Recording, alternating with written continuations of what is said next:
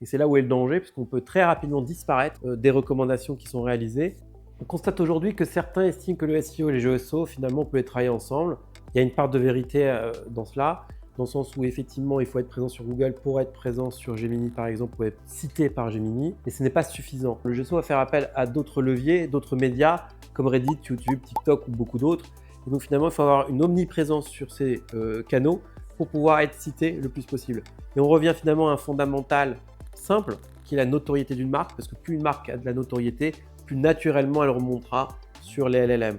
Donc on revient à la base de la communication, qui est comment je travaille ma notoriété au quotidien pour pouvoir finalement être de manière assez naturelle présente et citée dans les LLM. La grosse difficulté qu'on a au quotidien sur ce levier-là, des LLM, c'est que contrairement à Google où on avait effectivement 10-15 résultats qui apparaissent sur une même page. Aujourd'hui, finalement, avec le GSO, c'est 2, 3 ou 4 marques qui apparaissent seulement et donc peut-être une ou deux qui vont récolter le bénéfice de ces actions-là. Et c'est là où est le danger, parce qu'on peut très rapidement disparaître des recommandations qui sont réalisées. Tout le paradoxe dans cette histoire, c'est que le taux de conversion sur les premières citations dans GPT, Gemini ou autres permettent d'avoir des taux de conversion qui sont ultra élevés. Donc la réassurance qu'ils apportent, le taux de recommandation qu'ils apportent permet aux annonceurs et aux marques de convertir de manière incroyable.